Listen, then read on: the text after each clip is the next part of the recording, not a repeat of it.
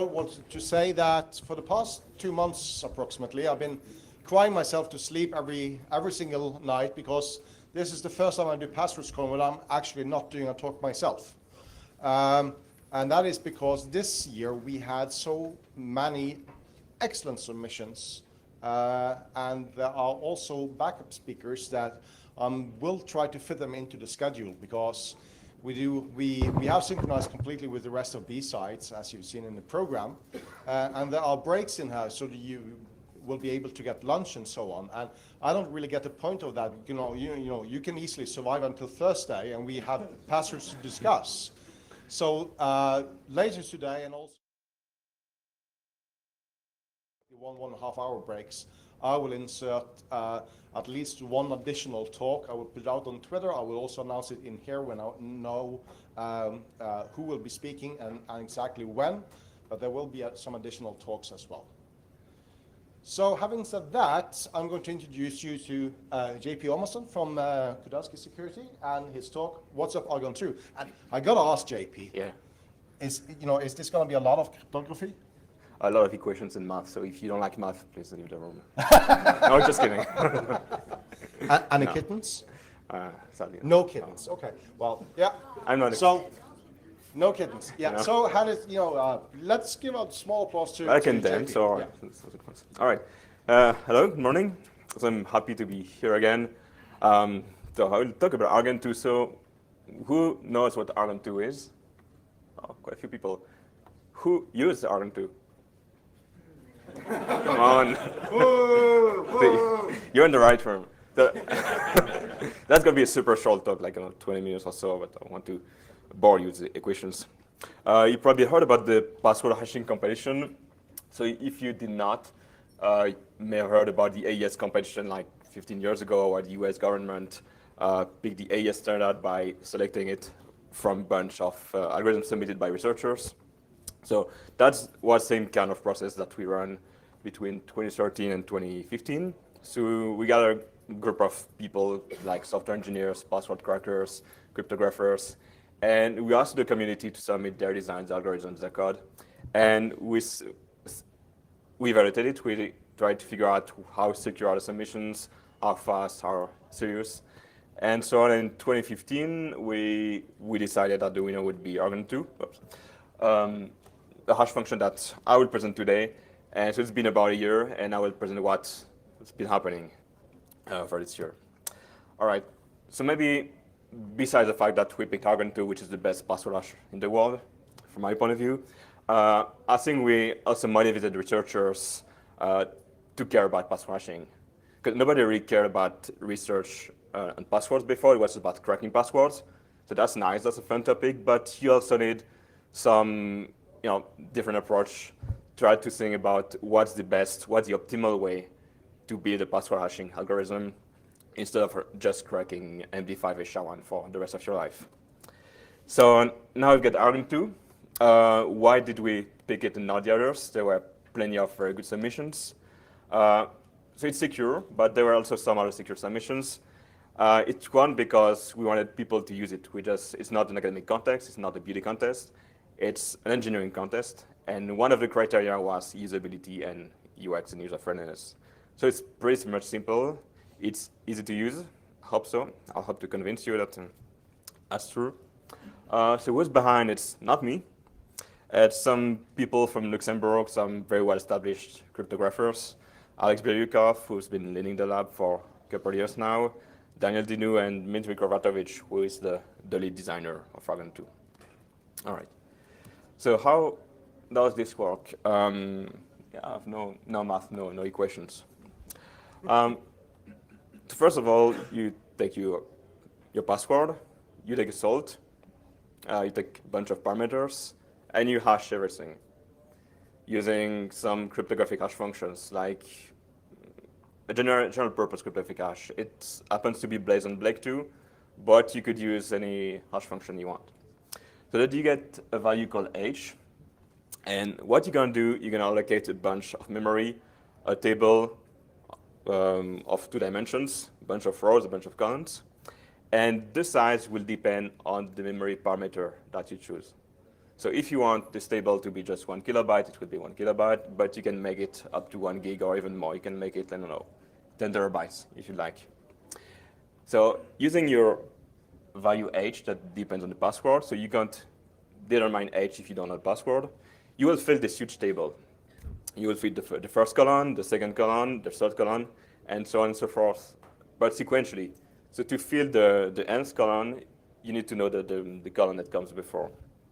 Yeah. So that's super simple.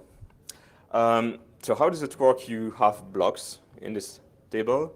So like I said, they will all depend on h, on the password. All right. So when you fill one column, it depends on the previous column, but it also depends on another block. I will explain later on what this means. And then you repeat it several times. You fill the table once, you fill it twice, how many times you want. So if you want the hash to be slower, you will fill the table more times. If you want it to be faster, you will fill it only once. So that's it. That's how it works. I try to make it simple, but you don't have all the details. You look up the specs if you want, like all the nasty details. All right, so there's two versions of Argon. Argon2D, D for dependent, and Argon2I for independent. In the previous slide, I remember that I said that when you fill this table, the value depends on another block in the table. So in Argon2D, this block will depend on the password. It will always be a different index. It will be a different address in memory if you have different passwords. In Argon2I, it's independent. So whatever password you choose, the address in the table will be the same for every block that you compute. So you see where I'm going. If you have a memory address that depends on the password, you get memory access that depends on your secret. And if you can monitor the memory accesses, then it gives you some sidechain information on the password. So more precisely, it gives you information on the hash of the password, the small h value. And if you can figure out the full value of h or even a small part of it, it can allow you to crack passwords much, much faster. So the upshot here is that if in your threat model, if you care about sanctional attacks, about software sanctional attacks, you should pick Argon2D, where sanctional attacks, Argon2I, sorry, where sanctional attacks will not be relevant. So what's the advantage of Argon2D, the weakest one with respect to sanctional attacks, is that you get a better security against time memory trade-off attacks. I will talk about it a bit later. So now how fast it is, so it depends. It depends on your CPU, it depends on the parameters, it depends on a lot of things, but to give you an example, if you take Argon2D with 250 megs on a single core, it takes approximately the order of 100 milliseconds. Argon2I with 1 gig of memory in 2 cores, it's about half a second. But you should not rely too much on this kind of estimate. You should run it yourself on your machine, on the platform where you will hash the password, and measure the timings and figure out which one is the best for your application. So what's the applications of Argon2? Well, not sure we need this slide. It's pretty much obvious. We need to store passwords, to derive keys from either passwords or any low entropy token, and as proofs of work. Obviously, there's already an altcoin that uses Argon2. Okay. So let's say you want to use it. The good news is that you don't have to implement it yourself. The code is already out there. Then we have a nice reference code in C, C989. It works on Linux, on any BSD, on Windows. You just download it, you clone it, make, and it gets you static library, shell library, and the command line utility that will let you benchmark Argon2 on your machine. So there's no patent, no strict IP, it's essentially public domain. Say C0 license. And we get bindings for Python, Lua, Go, Java, all the usual languages. So yeah, it's been less than a year since we started this. It's based on the C++ code of the designers. We quickly figured out they were not using any real C++ features, so we turned it into C. It got pretty popular now. We've got more than 1,000 stars on GitHub. more than 400 commits, more than 90 pull requests, many issues too. So the code was quite, was not so good a year ago, but now it's much, much better. So now I can recommend you to use it.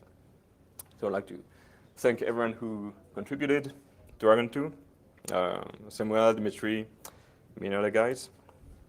Some people even start to use it.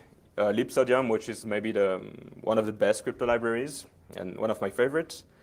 The default password hash in Libsodium is now Argon2. So thanks to Frank Denis for pushing this in Libsodium.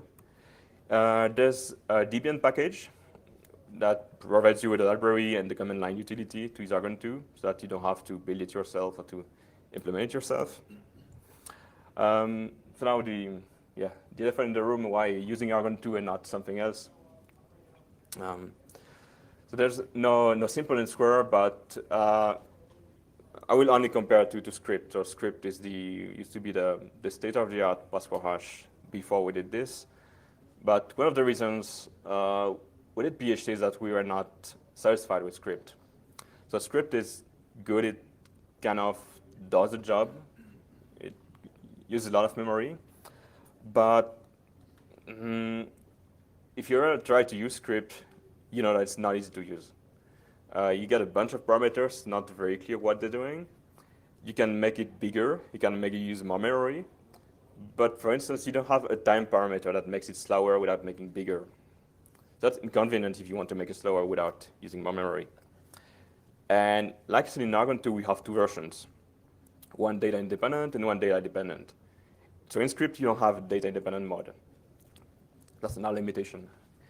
And finally, if you look at the algorithm itself, so it's pretty weird because you have a password hash script, but inside you're using another password hash, using ppkdf2 and the HMAC construction and SHA-256, and you also need a stream cipher. You need SALSA20. So you need a lot of stuff, a lot of code, a lot of code to debug, so it's not very elegant. Whereas in Argon2, it's much simpler. You just need the core function of Blake2, and that's it. Also, we've got, from my point of view, a more reliable security analysis of Argon2. So there's essentially 4 parts. The first one is how strong it is with respect to cryptanalytic attacks. Stuff like differential attacks that you have like on block ciphers or stream ciphers. So maybe last week someone told me, yeah, you know, I don't want to recommend Argon2 because we gotta wait maybe another 2 or 5 years before we're confident that it's secure. I was like, well, you know, it is Blake2. It iterates, you know, Blake2 maybe, you know, dozens of times. And even if it's only iterated 10 times, we don't know how to break it, and we're super confident that it's secure. So there's should really be the least of your worry, you know, cryptanalysis. So I view it as security, not as performance, inefficiency on GPUs, ASIC, FPGAs. So what the Argon2 designers did, they tried to make the algorithm as fast as possible on your machine and as slow as possible on the bad guy's machine. So of course they did it when they did it, like last year. In 10 years it might be different. But what it means today is that it's optimized for the x86 architecture, for the recent microarchitectures where you have SIMD operations, and it exploits multi-core, multi-threading. You can ask Argon2 to use as many threads as you want. So if you have like 4 cores on your CPU, you may want to use the full 4 cores. And the point of using a lot of memory is obviously to make it much more expensive for the ASICs, for hardware circuits. All right. Side channel resistance. Like I said, it's only software side channels, mostly everything that's related to cache timing attacks. Argon2 so where the memory access are independent from the secrets. So it's time constant. It always takes the same number of operations to hash password. And the memory addresses are always the same, which means that it's secure against this kind of attack. And Argon2D is not. Okay. And the last part, maybe the most interesting one from a researcher's point of view, not the easiest to understand, so I won't go into full details, but I will just summarize the 2 major papers that came out earlier this year. So the point of this kind of attack is to compute the hash function result by using less memory than intended by the design. So like if you say, okay, I want Argon2 to use 1 gig of memory, and if you can compute the result with just 1 meg, then something's really, really wrong. Okay, and same from time. So the first paper that came out is this one by a team from Stanford. So you probably know Dan Bonnet. They did very brilliant work from my point of view. They were like, okay, we have these guys playing with password hash functions. They don't know what they're doing. Okay, let's solve the problem. That's how I saw it. They got more than 50 pages of analysis. They got a new design called balloon hashing. And they showed, that was really surprising to us. They showed that you could compute for certain parameters the result of Argon2i by using 4 times less memory in some specific settings that were not the recommended settings we had in the paper, but still that was something. So we modified a bit the design in January, and now it's totally immune to this kind of attack. So if you read the paper for at least the first 2 or 3 pages, it's really, really good. Second one, about 1 month later, it's maybe even more complicated. It's a bit shorter, but they consider a new metric. So when you try to compute how hard it is for an attacker, you want to find how expensive it is. So this notion of expensive, you formalize it by using some formal notion, some mathematical notion. So what we used to do is to consider the AT metric, which is essentially the time multiplied by the space. The point was that there would be a more realistic metric, which was the energy consumption, to make it very short. So based on this observation, they tried to find new attack, asymptotic attacks, so which are attacks on the design, well, as a function of its size, but not on specific instances. Okay. So I won't bore you with the mathematical details. It's pretty difficult to follow. But their point was that if you see it as a mathematical object, asymptotically for very high values of the parameters, there are some attacks that may be better than what we know. Okay. Conclusion, it doesn't matter in practice. It's theoretically interesting, but there's no impact on the actual hash. Okay. So I'm almost done. So I convinced you that Argon2 is so good. So we tried to convince people at the IRTF who are running the standardization process for ITF. There's an internet draft that is out. Here you can check it out. And one of the goals is probably to make an RFC of Argon2 to give it a more official status and to encourage people to use it. So I don't really know what is NIST position at the moment. I understood that they have maybe other priorities, but I don't exclude that at some point NIST may decide to include Argon2 as federal standard. All right. So short conclusions. Argon2 is the best password hash in the world, if you will. We understand well where it's good, where it's better than the previous approaches, and we understand its limitations, for example, side channel attacks. Now we can check out the code on GitHub. It's production ready. And you also have bindings for any languages, so you can use in any application you want. If you have any question, any pull request, anything you'd like to discuss with us, you can either send me an email directly or even better, register to the mailing list and email the mailing list. Thank you very much.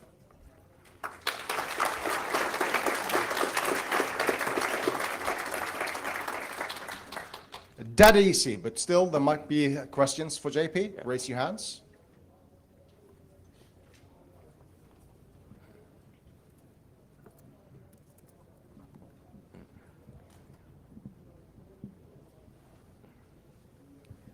You mentioned the implementation was optimized for x86 architecture.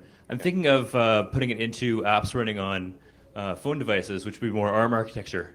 Any research or looking at how well that would work, or is it still a recommended choice in that situation?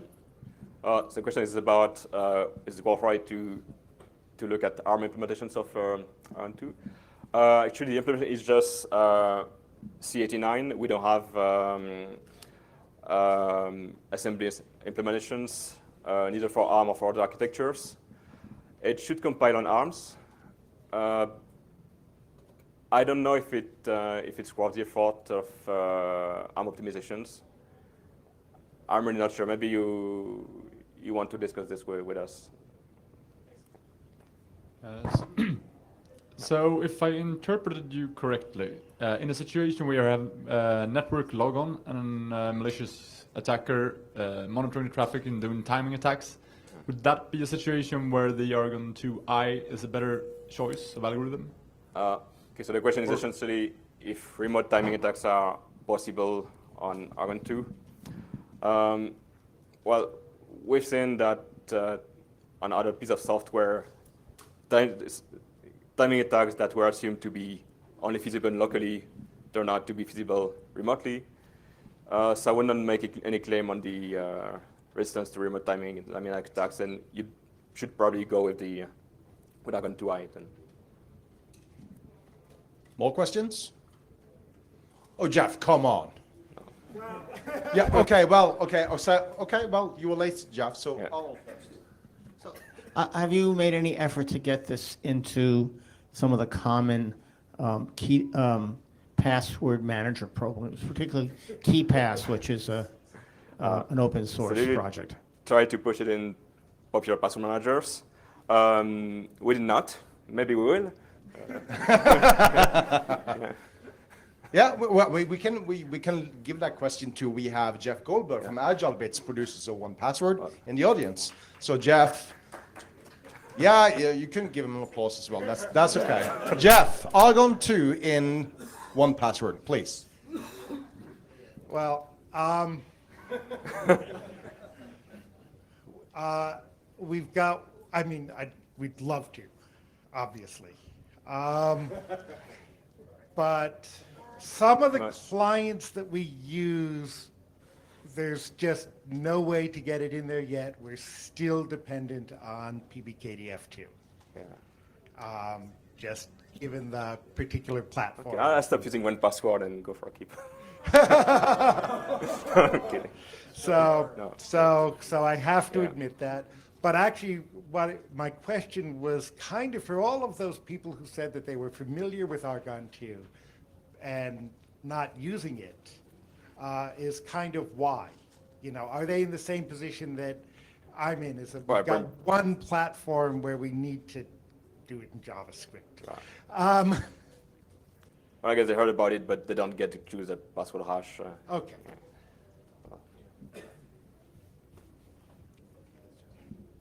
So I guess this is more of a statement than a question, but I wasn't using Argon2 a year ago because I didn't really like the code. I didn't know that you'd done a sort of a re-implementation of it, so that's great. But Argon2 is highly tunable, so why don't you just tune down the memory parameters a little bit, and it should still be strictly superior to the password-based key derivation function. Yeah, whatever. It's easier to pronounce than. Yeah, sure. So, just tune the parameters down, and it should be a viable replacement. Yeah.